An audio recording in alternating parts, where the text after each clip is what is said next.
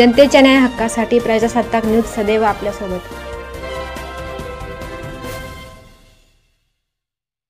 संगमनेर नगर परिषदेचे उमेश ढोले यांच्यासह 2 कर्मचारी सेवानिवृत्त। संगमनेर नगर परिषदेच्या महिला बाल व दिव्यांग विभागाचे उमेश ढोले, जमादार राजेंद्र गवंडी, कॉटेज हॉस्पिटलचे राजू नरवाल हे संगमनेर वासियांची सेवा करून ते आता सेवानिवृत्त झाले आहेत। संगमनेर नगर परिषदेच्या वतीने त्यांचा 30 जून रोजी नगर परिषदेच्या सभागृहात निरोप समारंभ आयोजित करण्यात आला होता। या कार्यक्रमाला मुख्याधिकारी रामदास कोकरे, उपमुख्याधिकारी संजय पेकळे, प्रशासन अधिकारी प्रल्हाद देवरे, नगर अभियंता प्रशांत जुन्नरे, आस्थापना विभाग प्रमुख साजिदबाई पटेल, कर्मचारी संघटनेचे अध्यक्ष श्रीनिवास पगडाल, माजी नगरसेवक किशोर पवार यांच्यासह सर्व विभागाचे अधिकारी कर्मचारी तसेच नातेवाईक व मित्रमंडळी मोठ्या संख्येने उपस्थित होते। उमेश ढोले, राजेंद्र गवंडी, राजू नरवाल यांना सर्वांनी पुढील वाटचालीसाठी शुभेच्छा दिल्या। सलीम शेखसह प्रतिनिधी हुसेन पटेल। आज आपले 3 मूर्ती निवृत्त होत आहेत। त्यात आपले उमेश बाळासाहेब ढोले हे 2-3-91 पासून आपली सेवा बजावत आहेत संगमनेर नगरपालिकेत। गेली 31 वर्ष त्यांनी एकदम सुंदर व्यवस्थित काम केलं। त्यांनी नेहरू गार्डन मध्ये जो काही ट्रॅक महिलांसाठी आज जो दिसतोय तो त्यांनी त्यावेळेस त्यांच्या कल्पनेतून तो तयार झालेला तो एक ट्रॅक आहे। त्याचा आजही बरेच शहरातील बऱ्याच महिला आज त्याचा आनंद घेतात आणि त्यांनी त्यावेळेस त्यांना इन्क्रीमेंट वगैरे काय एक अधिकचं इन्क्रीमेंट मिळावं म्हणून त्यांनी बरंच काही खटाटोप केला होता त्यावेळेस। तर नंतर आपले राजू भैया नरवाल यांनी 10/4/84 पासूनची सेवा केलेली। यांनी बऱ्यापैकी पोस्टमार्टम म्हणजे शवविच्छेदनाचं काम कॉटेज हॉस्पिटलमध्ये केलेलं आहे। ते करता करताच त्यांनी स्वीपर आणि तिथलं जे काही वॉर्ड बॉय हे सुद्धा त्यांनी लगेचचे सगळे काम त्यांनी म्हणजे आता वॉर्ड बॉय वगैरे तिथं नाही पण ते सगळं काम तेच हँडल करतात। म्हणजे तिथं ते झाल्यानंतर तिथं बऱ्यापैकी पोकळी निर्माण होणार आहे। तसेच आपले राजाभाऊ गवंडीचं कार्य त्यांनी वसुली विभाग, पाणी पुरवठा वगैरे बऱ्याचपैकी त्यांनी सेवा केली। अंतिम टप्प्यात ते आपल्या मुख्याधिकारी जालना जमादार या पदावर आपण त्यांना स्थानापन्न केलं होतं। एकदम मृदुभाषी, कोणालाही कधी चिडणार नाही, एकदम शांत स्वभावाचे आपले राजाभाऊ गवंडी आज हे 3 जण आज सेवानिवृत्त आहे। 3 जणांच्या सेवानिवृत्तीने जी काही पोकळी निर्माण होणार आहे ती न भरून येणारी पोकळी आहे। उमेश भाऊचं म्हणजे या बाबतीत म्हणजे त्यांचं महिला व बाल कल्याण विभाग हा त्यांच्याकडे सोपवलेला होता आणि त्यांनी बऱ्यापैकी अध्यक्षांचे PRO म्हणून बऱ्यापैकी काम केलेले। त्यांनी लगेचच आता दिव्यांग लोकांसाठी ज्या काही योजना आहेत ते पर्सेंटेजवरून त्यांनी बऱ्यापैकी ते 2-3 वर्षात ते व्यवस्थित दिव्यांग हँडल केले। म्हणजे ते आमच्या मुख्याधिकारी कार्यालयात त्याचा बऱ्यापैकी म्हणजे बोजा जो होता तो कमी झाला त्यामुळे। आणि त्यांच्याकडे काही योजना नगरपालिकेला कुठलाही काही कार्यक्रम असेल तर त्याचं नियोजन करायचं असेल तर उमेशला बोलवा। ते उमेश ते फ्लेक्सचं डिझाईन, कार्यक्रमची पत्रिका ह्या काही बाबी त्या उमेश थ्रू बऱ्यापैकी होत होते। अशा आपल्या 3 मूर्तींना आज सेवापूर्तीच्या शुभेच्छा देतो। रामकृष्ण सभागृहामध्ये आज या मान्यवरांचा सत्कार आपल्या सर्व नातेवाईक, सर्व कर्मचारी यांच्या उपस्थित संपन्न होत आहे। गेल्या अनेक वर्षापासून प्रथमतः उमेश ढोले आणि मी जवळजवळ 10 ते 11 वर्ष आम्ही नगराध्यक्ष जालन्यामध्ये काम करायचो। तदनंतर कालांतराने आमची विविध विभागात बदली झाली। त्यानंतर राजाभाऊ गवंडी आणि मी बरेच वर्ष आम्ही एकत्र होतो, पण ते पाणी पुरवठ्यात असायची, मी नगराध्यक्ष जालन्यात असायची, पण आमची मैत्री खूप घट्ट असायची। या मैत्रीतून आम्ही आपल्या सप्तशृंगगड वणी या वणीगडावर सुद्धा आम्ही संगमनेरची वणी असं 3 वेळेस पायी गेलेलो। ती एक आठवण कायम आमच्या मनात राहणार आहे। राजाभाऊ नरवाल ज्यावेळेस काही थंडीचा आपला खोकला आला पहिल्या साईडला त्यांना भेटायचं, लगेच राजाभावामुळे ओके करून टाकायचे। असे आमचे 3ही शिलेदार आणि यांच्यामुळे आम्हाला जी प्रेरणा टवटवीपणा असायचं काम करताना तो उद्यापासून आमच्या कमी होणार आहे। माझं आता राजाभाऊ होऊन गेल्यामुळे माझे 2 हात कमी झाल्यासारखी होती। सेवानिवृत्ती हा क्षण प्रत्येक कर्मचाऱ्याच्या आयुष्यात अवघड घडत आहे, परंतु सेवानिवृत्ती होणे आणि विनासाहस होणे काय सोपं नाही। जो कर्मचारी त्याच्या संपूर्ण सेवेच्या कालखंडात यशस्वी पूर्ण करून विनासाहस, विना तक्रार, कुठलाही जागणार आपलं निमित्त होतो तो खरा नशिबवान. या ठिकाणी आपण पाहतो राजू नरवाल 1984 सालापासून संगमनेर नगरपालिकेच्या कॉटेज हॉस्पिटलमध्ये काम करतो. 1984 साल ते जवळजवळ 2000 पर्यंत जे अशा परिस्थिती त्यावेळेस कॉटेज हॉस्पिटल हे एकमेव होतं. जे हॉस्पिटलची सेवा ही नगरपालिकेच्या एक अभिमानाची गोष्ट होती. आणि त्यावेळेस मोनोपॉली होती हॉस्पिटलची. म्हणजे हे बाकीच्या खासगी हॉस्पिटल काही नव्हते त्यावेळेस. म्हणजे कुठल्याही काही केसेस झाली की नगरपालिकेचा कॉटेज हॉस्पिटलशिवाय पर्याय नसायचा. अशा ठिकाणी राजूने सेवा केली. मग त्याने पोस्टमॉर्टम केले, त्यानं ड्रेसिंग केलं, त्यानं साफसफाईचं काम केलं. त्याचबरोबर नगरपालिकेमध्ये जे जे सगळे डिपार्टमेंट म्हणजे आपल्या आमचं फार्मसी डिपार्टमेंट त्या फार्मसी डिपार्टमेंट सुद्धा काम केलं. आणि आजचं विश्वासानं एखादी गोष्ट आपण त्याच्यावर सोपवली 100% काय होणार. पण तो राजू स्वभाव असं शांत म्हणजे अनेक वेळा राजूने पाणी पुरवठ्यात काम केलं. पाणी पुरवठ्याच्या तक्रारी खूप असायच्या पहिल्या. म्हणजे आपण गेल्या 15-20 वर्षापासून संघटनेचं पाण्याला सूप पाहत आहोत. पण त्याच्यावर कायम पाणी तक्रार असेल आणि पाण्याच्या मोर्चे सारखे यायचे. ते मोर्चे आले म्हणजे त्या लोक ताळाबंद यायचे आणि मग पहिला समोर पुढे समोर जायचं राजू. आणि आता कसं करायचं राजू साहेब कुठे राजू आपला बोला इकडे इकडे पाणी आहेत ना नसतं तरी आहेत ना आपलं काय काम आहे. तुमचं नाव काय असं शांतपणे आपल्याला निरोप द्यायचा मग सांगायचं असं असेल. मग तो लगेच खाली ऑफिसरला सांगायचा की साहेब मोर्चे आलेले आहे का असं असेल.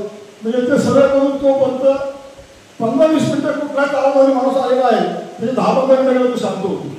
आणि मग शांत आल्यावर मग सगळ्या गोष्टी मॅनेज करायला सोपं जातात.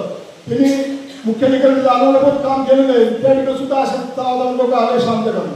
हे लोक किती करून होऊ द्या हा आपला शांत काय हाही साहेब एवढंच बोलायचं बाकी काही असं बोलायचं नाही. आणि जे काम दिलं त्यांनी प्रारंभिक काम केलं ते सगळ्यात मुळात काम केलेलं म्हणजे पाणी पुरवठ्यामध्ये काम केलं वसुलीमध्ये काम केलं आणि आता पुन्हा मुख्याधिकारी जालन्यात आलेलं आहे. उमेशने अनेक शिकवतो.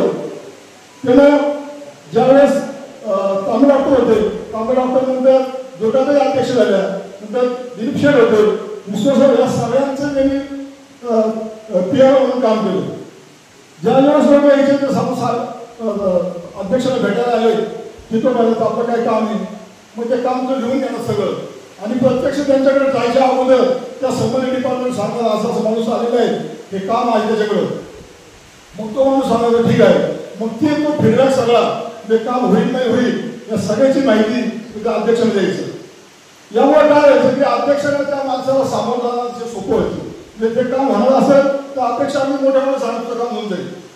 अडचण असेल तर गोडी सांगून मन कसं वाढवता येईल अशा पद्धतीनं हे करणं. अशा पद्धतीचं पूर्वपिढी पूर्व आधी तयारी माणसं आल्यानंतर ते सगळीची माहिती त्या अध्यक्षाला मिळायची. आपले उद्घाटनाचे कार्यक्रम असायचे कोण शिळं बनवलं हे बनवलं हे सगळं आहे. परंतु सगळ्यात मोठं अडचणीचे काम होते जाहिराती. पत्रकारांना सामान्य नगरपालिकेचं सोडून काम नाही. परंतु या पत्रकारांना ज्यावेळेस आपले उद्घाटन कार्यक्रम असेल सगळे पत्रकार येतील बसायचे आणि आम्हाला जाहिरात पाहिजे. आणि मग ते जाहिरात सगळ्यांना शक्य नसायचं कारण ते कॉन्ट्रॅक्टरचं बजेट ठेवलेलं असायचं. मग त्या बजेटमध्ये सगळ्या ठेकेदारांना कसं बसवायचं त्याचं कौशल्याने काम हे उमेशने केलेलं. म्हणजे आधी आम्ही कुठल्या इकडचं काम इकडं समाधान नाही पण सगळे पत्रकार खुश. नगरपालिकेची घटनेचा वार्ता नाही आपलं शेशी जोशीने करायचं आणि त्याचं सगळं वितरण आणि पुरवठ्याचं काम करायचं हे उमेशने केलेलं आहे. कर्ममध्ये अशी चांगल्या प्रकारे काम केलेलं आहे. या 3 कर्मचाऱ्यांना सेवानिवृत्तीनिमित्त आपण सत्कार सोहळा केलेला आहे. या 3 कर्मचाऱ्यांच्या बाबतीत थोडं सांगायचं म्हणजे उमेश ढोले हे काल परवा त्यांची माझी थोडीशी माझ्या कॅबिनला आले थोडी बैठक झाली. त्यांना म्हणलो तर चुकून तुम्ही नगरपालिकेत लागले तुमच्या कला म्हणून इतके होते की तुम्ही दुसरं क्षेत्र निवडायला लागत होतं. चुकून तुम्ही हे नगरपालिकेत आले व्हा तुम्हाला तर त्यांच्याकडे कलाकारी म्हणून मला विशेष बघायला मिळालं. अत्यंत कोणतीही गोष्ट आणि काल्पनिकपणे मांडण्याची त्यांची एक प्रथा आहे. त्यांच्या या कलाकारी स्वभावामुळे त्यांनी जे महिला बालकांना विभाग अत्यंत चांगल्या पद्धतीने सांभाळला आहे. तसेच दिव्यांग बांधवांसाठी व इतर महिला यांच्यासाठी चांगले कार्यक्रम उपक्रम राबवून नगर परिषदेचं नाव नेहमीच त्यांनी हे केलेलं आहे. तसेच त्यांच्या कारकिर्दीत म्हणजे त्यांच्या जे नेहरू उद्यानमध्ये जे ज्येष्ठ नागरिकांसाठी जे विलंबन केंद्र झालेलं आहे त्यातही त्यांचा मोलाचा असा त्यांनी हे केलेलं आहे, काम केलेलं आहे. आता यांना उमेश ढोलेंना मी सेवानिवृत्तीनंतर त्यांनी त्यांची कला कुठंतरी अजून वेगळ्या पद्धतीने जोपासावी आणि त्याला मार्ग द्यावा. तसेच राजू भैया नरवाल हे कॉटेज हॉस्पिटलला त्यांनी काम केलेलं आहे. हॉस्पिटल म्हणले की 24 तास ड्युटी केलं, सणवाद हे काही पाहायला लागत नाही. सगळ्या गोष्टीला मन मारून आपल्या ड्युटी करायला लागते. त्यामुळे त्यांची सेवा भरपूर झालेली आहे. जवळपास 40 वर्ष त्यांनी सेवा केलेली आहे. त्यांनाही माझ्या या सेवापूर्तीने त्यांना मी शुभेच्छा. तसेच आपले तिसरे सहकारी श्री राजूभाऊ गोवंडी, मी आज सभागृहात आल्यानंतर त्यांच्याकडे थोडंसं बघितल्यानंतर त्यांना मी ओळखलं सुद्धा नव्हतो तर तेच आहे भाऊ. कारण रोजचं त्याचं मी पाहण्याचा साहेबांच्या कॅबिनचं समाधान म्हणून त्यांना कॅबिनचं शेजारीपासून त्यांचं जे स्वभाव त्यांचं ते नेहमी हसतमुख चेहरा आणि अत्यंत मृदुभाषी शांत स्वभावाचे, कोणाही अशी त्यांच्या चेहऱ्यावरती त्याचा राग दिसलेला नाही. असे ती अनमोल रत्न आज या नगरपालिका सेवेतून निवृत्त होत आहे. त्यांच्या या पुढील वाटचाली त्यांना उत्तम आरोग्य लाभो. त्यांच्या पुढील वाटचाली त्यांना हार्दिक शुभेच्छा देतो. आणि बरेच सामुदायिक तुलसी विवाह, मातृपितृपूजन सोहळा, सहस्र चंद्र दर्शन सोहळा असे कार्यक्रम केलेले आहेत. आता त्यांच्या मागं ड्युटीची काही नसणार आहे, त्यामुळं ते पूर्णपणे समाजासाठी देशासाठी त्यांच्या हातून देश कार्य घडो अशा शुभेच्छा देऊन माझे 2 शब्द संपले. 91 म्हणजे मार्च 91 पासून दादांनी नगरपालिकेच्या सेवेस सुरुवात केली. तसेच जवळजवळ आज 2025ला 34 वर्ष पूर्ण होत आहे त्यांच्या सेवेसाठी. तर या कालावधीमध्ये त्यांनी बरेचसे डिपार्टमेंटमध्ये काम केलं. जर नाव घ्यायचं झालं तर सुरुवातीला ते पाणीपुरवठा विभागामध्ये होते, त्याच्यानंतर वसुली विभागामध्ये त्यांनी काम केलं, नंतर आरोग्य विभागामध्येही त्यांनी काम केलं, तसेच लाईट विभाग असतील आणि आता शेवटी पाणीपुरवठा त्याच्यानंतर मुख्य अधिकारी झालं. या सर्व विभागांमध्ये काम त्यांनी 34 वर्षांमध्ये केलं. असं वावगं ठरणार नाही की नगरपालिकेतील असं कोणतेही डिपार्टमेंट असेल की त्यांनी त्यामध्ये काम केलेलं नाही. मोजकंच म्हटलं तर महिला व बालकल्याण विभाग असेल त्यामध्ये त्यांनी काम केलेलं नाही, पण सर्व डिपार्टमेंटला त्यांनी टच केलेला आहे. 2391 ते 2025 हा 34 वर्षांचा कालावधी एवढा प्रदीर्घ आहे, तेवढं माझं वयही नाही, तेवढी त्यांची सर्व्हिस या ठिकाणी झालेली आहे. तर तसेच नगरपालिकेच्या व्यतिरिक्तही त्यांनी अनेक ड्युटीजमध्ये त्यांनी काम केलेलं आहे. जसं की संगमनेर नगरपालिकेचं मतदान ज्यावेळेस होतं त्यावेळेस त्यांनी ड्युटी बजावली आहे. तसंच विधानसभेची निवडणूक असेल त्यावेळेस त्यांनी काम केलेलं आहे. अशा अनेक योजनांमध्ये त्यांची नेमणूक व्हायची, त्यावेळेस ते पुढाकाराने व प्रामाणिकपणे काम करायचे. या वेगवेगळ्या विभागांमध्ये त्यांनी काम करताना वरिष्ठांना काय अपेक्षित आहे हे सर्वप्रथम समजून घेतलं व आपल्या शांतपणे व प्रामाणिकपणे स्वभावाने जे काही काम आहे ते प्रामाणिकपणे करण्याचा त्यांनी पुरेपूर प्रयत्न केला.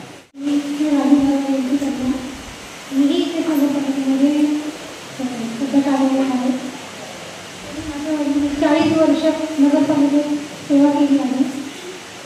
40 वर्ष मी फक्त नगरपालिकेकडेच लक्ष दिले आहे. त्याच्याकडे त्यांनी लक्ष दिलं नाही असं झालं. तरी त्यांनी आम्हाला चांगलं शिक्षण दिले, चांगले वागणूक दिली, चांगले संस्कार केले, त्याच्याबद्दल मला त्यांचे खूप खूप धन्यवाद करते. नगरपालिकेकरता संगमनेर शहराकरता यांचं योगदान मोठं आहे. उमेशनी आता पवार साहेबांनी सांगितलं, सर्वांनी उमेशबद्दल माहिती दिली. आता एवढे 4 वर्षात प्रशासन असल्यामुळे थोडी गर्दी कमीच आहे, परंतु जेव्हा बॉडी असते आणि लोक नगरपालिकेत कामं घेऊन येतात तेव्हा शेकडो लोक या ठिकाणी येत असतात. त्यांना तोंड द्यायचं काम नगर अध्यक्षांच्या कॅबिनच्या तिथं उमेश बाहेर बसलेला असायचा. सगळ्यांना काय लागतं, काय आडी अडचणी आहेत ते काम त्या ठिकाणी उमेशने केलं. राजूबद्दल सांगायचं म्हणलं, गवळीबद्दल तर पंपिंगला काम केलं, शिवणचे कॅबिन त्या बाहेर जमादार म्हणून काम केलं. राजू नरवालबद्दल आता मुलींनी सांगितलं, लक्ष दिलं नाही, परंतु राजू ड्युटीला पक्का होता. कधी राजूने कामसुधारपणा केला नाही. आम्हाला आठवतं आम्ही दर 8 दिवसाला या ठिकाणी आपलं PM रूम होतं जुन्नर साहेब, तर या 8 दिवसाला काही ना काही घटना घडल्यानंतर PM ला आल्यानंतर आम्हाला बोलवायला लागायचं, परंतु राजू त्या ठिकाणी कायम तत्पर राहायचं. दुसरी त्याची ड्युटी नसली, दुसऱ्याची ड्युटी आली तर आम्हाला फोन करून बोलून घ्यायला लागायचं, भाऊ ये रे परदेशी लवकर, ये रे हा लवकर. परंतु राजूने त्याचं काम आत्तासुद्धा तुम्ही आता दवाखान्यात तुम्ही काही काम घेऊन गेले राजूकडे, औषध आपण दिसत राजूला औषध दिले सगळे राजू औषधाची बाटली घेऊन सगळं, म्हणजे एक चांगलं काम या तिन्ही कर्मचाऱ्यांनी केलं. आज आपल्या नगरपालिकेची दीपिक उमेशजी ढोले साहेब, राजेंद्र गवंडी आणि राजू नरवाल हे आज येत वयोमानाप्रमाणे सेवानिवृत्त होत आहे. मी आल्यापासून रिटायरची संख्या जर काढली तर एका नगरपंचायतची आस्थापना व्हायची नक्कीच संख्या असेल. कारण आल्यापासून कायम सेवानिवृत्त होणारी संख्या ही प्रत्येक महिन्याला मोठ्या प्रमाणात आहे. मला वाटतं राजू गवंडी यांचं हवालदार प्रमोशन झालं ना, जमादाराचं प्रमोशन झाले माणूस रिटायर होते, आज परत तयार झाले. तर आपले जवळपास 3-4 जणांना आपण जमादाराचं प्रमोशन दिलं आणि सगळेच रिटायर झाले. जमादार पदावर त्या माणूस ठिकाणी अशी परिस्थिती झालेली आहे. त्यांना जरा लवकर जमादाराचं प्रमोशन दिलं पाहिजे. एकदम रिटायरच्या टप्प्यात प्रमोशन येते आणि एखादा महिना 2 महिने काढले की परत ते रिटायर होते. अशा पद्धतीची परिस्थिती निर्माण झालेली आहे. आता जुनी जी लोक आहेत त्यांना नगरपालिकेच्या अधीन सर्व नागरिकांचा अभ्यास असल्यामुळे काम करायला खूप सोपं जायचं आणि त्यामुळं समन्वयाचा एक चांगला बॉन्डिंग तयार होतो. परंतु आता संवर्ग तयार झाल्यामुळं बाहेरच्या शहरातून, बाहेरच्या गावातून आपल्याकडे स्टाफ येतो आणि तो स्टाफ तेवढी अटॅचमेंट तयार होत नाही. 3 वर्षात बदली होती आणि बरेचसे सोयीस्कररित्या शेजारी भागातून इथे येतात, त्यामुळे ते अपडाऊनचे प्रमाण वाढलेलं आहे. त्यामुळे तेवढं बॉन्डिंग होत नाही. ही एक भविष्यात भेडसावणारी समस्या नक्कीच असेल. परंतु माझे एक सगळ्यांना आव्हान आहे की जोपर्यंत आपण या नगरपालिकेत सेवा करतो, मग संवर्गात नसला किंवा नगरपालिकेच्या नसला, एकदम आत्मीयतेनं समन्वय साधण्याचा प्रयत्न करा. या शहराचा नागरिक म्हणून जगा, या शहराचा नागरिक म्हणून तुमचं दैनंदिन एक बॉन्डिंग तयार झालं पाहिजे. कारण पूर्वी फक्त मुख्याधिकारी सोडलं तर सगळेच या गावातले असायचे, अशी परिस्थिती होती. परंतु आता ती परिस्थिती बदलत चाललेली आहे आणि आता रिटायरमेंटची संख्या एवढी पाहता यापुढे भविष्यात तशी संख्या नगरपालिकेच्या मूळ गावातली असणार नाही. त्यासाठी कुठल्याही गावातला व्यक्ती अधिकारी म्हणून इथं ज्यावेळेस येतो त्यावेळेस त्यानं आपल्या या गावातलंच वास्तव्य आहे या भावनेतून इथं काम करणं भविष्यात खूप काळाची गरज असणार आहे असं मला वाटतं. त्या दृष्टीनं प्रत्येकानं पूर्णवेळ नगरपालिकेसाठी देणं आवश्यक आहे. आता भूमिकी टोलेच्या बाबतीत जर सांगायचं म्हटलं तर एक फार हुन्नरी व्यक्ती म्हणतो. कुठल्याही विषयाचा अभ्यास, कुठल्याही विषयात चर्चेत सहभागी आणि कुठल्याही व्यक्तीशी संवाद साधण्याची त्यांची जी कला आहे ती अतिशय उत्तम आहे. त्यामुळं काम करताना दिव्यांग भवनाचं काम आता सुरू होत आहे. यापूर्वी त्यांनी ज्येष्ठ नागरिकांसाठी विरंगुळा केंद्र तयार करण्यासाठी पुढाकार घेतला. अशा अनेक गोष्टीसाठी एक सोशल अँगल जर उपेक्षित घटक आहे त्यांच्यासाठी जर काम करण्याचा त्यांचा अखंड आणि त्यांच्याशी संवाद साधण्याची जी कला आहे ती अतिशय उत्कृष्ट पद्धतीची आहे. त्यांनी ज्येष्ठ नागरिकांसाठी सांगून ठेवलं होतं की तुम्ही कॉल करा, आम्ही खाली येऊ तुम्हाला भेटायला. आणि त्यांचं तिथंच राग कमी होऊन जायचा ज्येष्ठ नागरिकांचा. आता दिव्यांग बांधवांची सुद्धा त्यांचा संबंध खूप चांगल्या पद्धतीने होता. या सर्व गोष्टीची आम्हाला उणीव भासणार आहे. आणि ही एक पोकळी ही भरून न निघणारी पोकळी त्याच्या कर्तृत्वाची, तर त्याची आम्हाला कसरतच करावं लागणार आहे. आणि तुम्ही ह्या अँगलने नाही तर दुसऱ्या अँगलने आमच्याकडे यामुळं अतिशय मितभाषी व्यक्ती आणि अतिशय प्रामाणिक आणि एक कशा पद्धतीने आपण व्यक्त व्हायचं, काय कोणाशी कसं बोलायचं आणि आपली प्रामाणिकपणाची जी सेवा आहे ही निश्चित एक कौतुकास्पद आहे.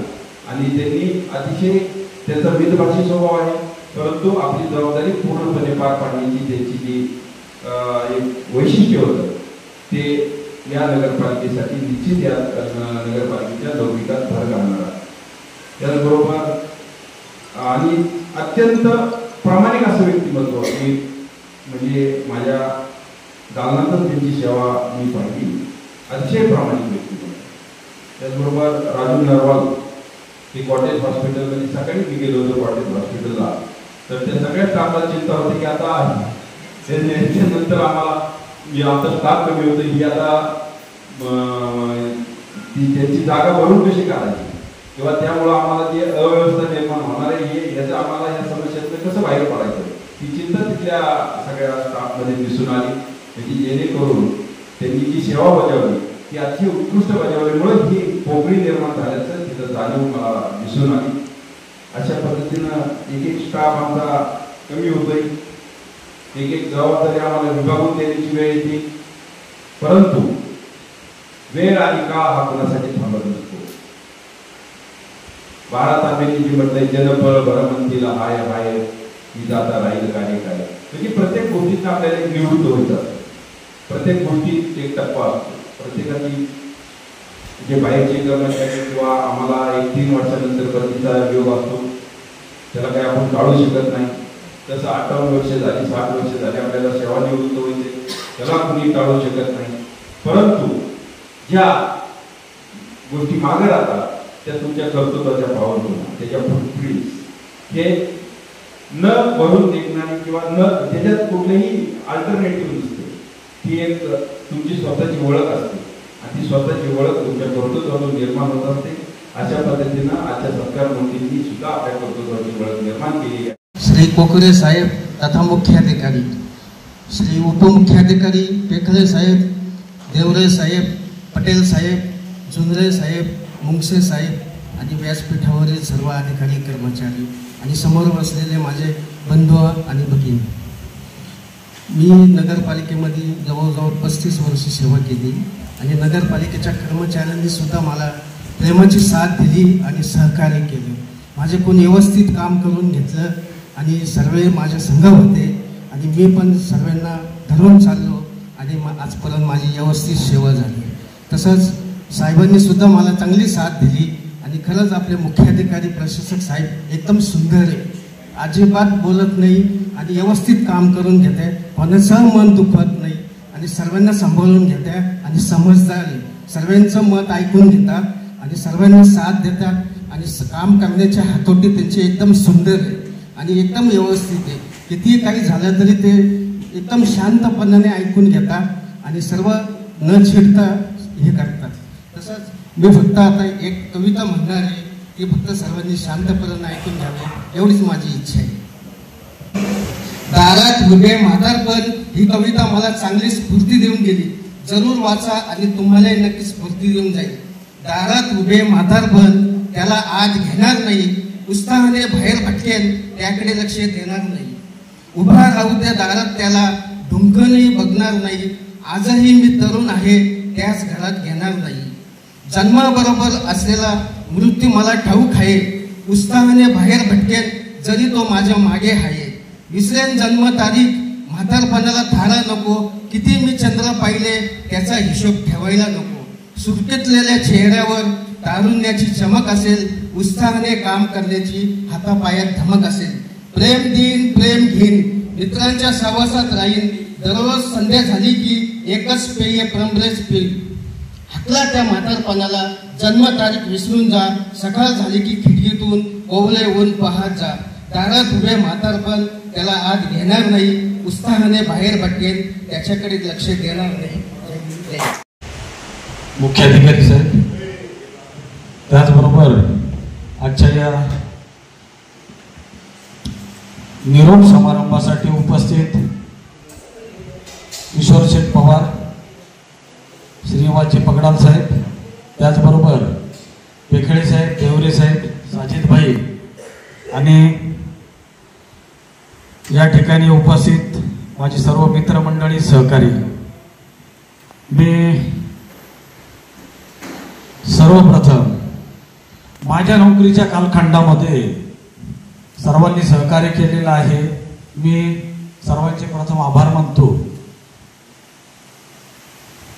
अनिच्छेने झालेला नोकरीतला हा प्रवेश, अनिच्छेने याच्यासाठी की माझ्या वडिलांना असं वाटायचं की मी खूप मोठं व्हावं. मोठं म्हणजे फार मोठं नाही, पण त्यांची इच्छा होती की यांनी शिक्षक व्हावं. शिक्षक होण्यासाठीचे जे काही मार्क असतील ते तर पाडायला पाहिजे होते, पण 17 नंबरचा फॉर्म सुरू झाला. मी 9वी पर्यंत क्लासमध्ये माझा 2रा, 3रा, 4था असा नंबर यायचा 9वी पर्यंत. आणि मग ज्यांनी 5वी, 6वी, 7वी झालेले जे काही मित्र होते त्यांनी 17 नंबर फॉर्म भरला आणि मग ते माझे मित्र झाले आणि आम्ही एकत्र अभ्यास करायला लागलो. आता एकत्र अभ्यास असा होता की माझ्या घराच्या समोर चंदू भाऊंचं घर, आम्ही तिथं अभ्यासाला जायचो. परीक्षेच्या वेळेस पिक्चरला जायचो रोज. वडिलांचे स्वप्न, आईचे स्वप्न एवढे मोठे की काहीतरी हा नक्की होणार. जसं पेकडे साहेब मगाशी म्हटले की यार तुम्ही चुकून आले इकडं. मी खरंच चुकून आलेलो इकडं, पण त्याच्यासाठीचं जे काही कारण आहे. तर मी ज्यावेळेस 17 नंबरच्या नादी लागलो आणि माझा अपेक्षा भंग असं झाला की वडील, त्यांना असं वाटायचं की हा 60-70% तर नक्कीच पडेल, त्याचा D.Edला नंबर लागल आणि तो शिक्षक होईल. ज्या दिवशीचा रिझल्ट होता, रिझल्ट झाला आणि मी नेमक्या प्रकारे 36-37% मला मार्क पडले. त्यावेळेची परिस्थिती समजून घेतली पाहिजे की 36 आणि 37% म्हणजे काय. मी माझ्या वडिलांचं, घरच्यांचं, सगळ्यांचं स्वप्न, अपेक्षा भंग केला. पण मला कॉलेज लाईफ एन्जॉय करायचं होतं. ज्यावेळेस शाळेमध्ये मी सह्याद्रीला आणि पीटीचा क्लास राहायचा, पीटीच्या क्लासला आम्ही बाहेर असायचो. हायवेवरनं ते कॉलेजचे मुलं मुली ज्यावेळेस कॉलेजला जायचे, माझं त्या पीटीकडे लक्षच नाही. मी सतत माझं लक्ष बाहेर की आपण कधी कॉलेजला जाणार, कधी एन्जॉय करणार, कधी मजा करणार. कारण मी शाळेत असताना यूथ फेस्टिवल अटेंड केलेले. यूथ फेस्टिवल त्या काळातले म्हणजे इतके भारी राहायचे की आता ते पाहायला सुद्धा भेटत नाही. 8-8 दिवस यूथ फेस्टिवल चालायचे. इलेक्शनचे, कॉलेजचे इलेक्शन, ते कॉलेजचे इलेक्शन सुद्धा आपल्या विधानसभेसारखे तर नाही म्हणता येणार, पण नगरसेवकांचे जसं नगराध्यक्षांसाठीची जी काही रिस्काट चालायची, मतदार पळवणं, कॉलेजचे मतदार पळवायला आम्ही CR वगैरे होण्यासाठी जे कॉलेजचे मतदार राहायचे ते पळवायसाठी किशोर शेट्टी मला माहिती. 2 आणखी नाटकं, सूर्यास्त आणि सूर्याचे पिल्ले. तर माझी निवड अशा पद्धतीने झाली की हा रॅश बोलतो, दादागिरी करतो हा, तर याला गुंडाचा रोल द्यायचा. सूर्यास्तामध्ये मला गुंडाचा रोल दिला. माझं पात्र फक्त फार तर 2 मिनिटाचं होतं आणि सूर्याची पिल्लेमध्ये माझं पात्र असेल म्हणजे पूर्ण नाटकभर माझं होतं. ब्राह्मणाचा रोल होता माझा, ब्राह्मण म्हाताऱ्याचा. आणि इकडे लगेच म्हणजे 1 दिवसाचा गॅप घेऊन दुसरं नाटक. तर एवढं काम केल्यानंतर ज्यावेळेस बक्षीस समारंभ झाला तर माझ्या 1.5 मिनिटाच्या रोलसाठी मला पहिलं पारितोषिक भेटलं. तिथं मला शिकायला भेटलं की तुमचा सिनेमा असेल, जीवन असेल, आपली नोकरी असेल, तर ह्या नोकरीमध्ये तुम्ही इतरांपेक्षा वेगळे कसे आहात हे तिथं मला शिकायला भेटलं.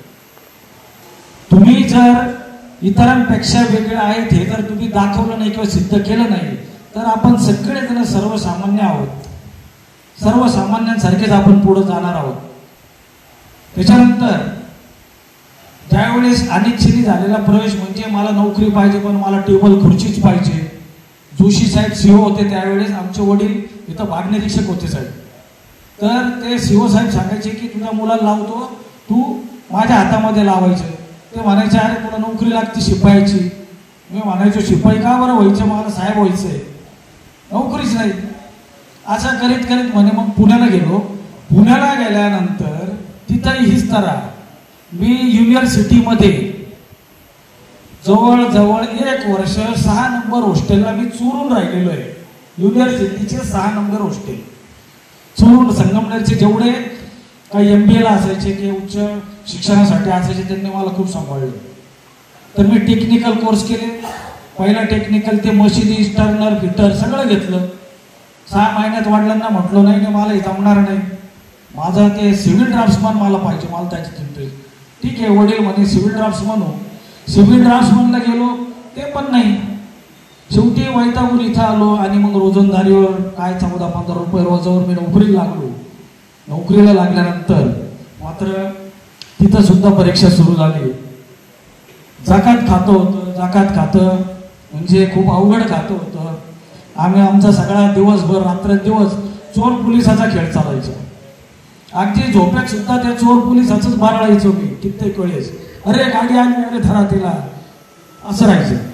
खूप सगळेच युवा आले आमच्या नोकरीच्या कालखंडामध्ये. पण उकरे साहेबांचा जो काही स्वभाव आहे तो स्वभाव म्हणजे मी आता कमिशनर साहेबांची मीटिंग पाहिली, आता कलेक्टर परवा दिवशी आले त्यांची मीटिंग पाहिली. कलेक्टर साहेबांची सुद्धा तुम्ही सगळ्या प्रश्नांची उत्तरं देऊन तुम्ही कलेक्टर कमिशनरांना खुश केलेले आपल्या कामाने. आणि जाता जाता कलेक्टर साहेबांनी सुद्धा नाही का इतका छान चेहरा दिलाय, तो सुद्धा पहिल्यांदाच दिलेला आहे की कल से मैं कुछ अतीत के पन्नों को खोलकर देखना चाहता हूं. मैं कुछ अतीत के पन्नों को खोलकर देखना चाहता हूं. मैं बचपन को फिर से जीना चाहता हूं. मैं बचपन को फिर से जीना चाहता हूं. बचपन में जब खिलौने नहीं मिलने पर माँ के सामने रोया करता था, मैं उस बचपन को फिर से जीना चाहता हूँ. मैं उस बचपन को फिर से जीना चाहता हूँ जिसमें सारी दुनिया की बातों को छोड़कर मैं मस्त मगन रहना चाहता हूँ. आता 4 ओळी शेवटच्या. हंसते हंसते कट जाए रस्ते, जिंदगी यूं ही चलती रहे. खुशी मिले या गम बदलेंगे ना हम, दुनिया चाहे बदलती रहे. थँक्यू. आभार. धन्यवाद. आपल्या परिसरातील ताज्या घडामोडी पाहण्यासाठी आजच प्रजासत्ताक न्यूज 24ला सबस्क्राईब करा आणि 10 अपडेट तसेच लाईक अँड शेअर करायला विसरू नका. प्रजासत्ताक न्यूज सदैव आपल्यासोबत.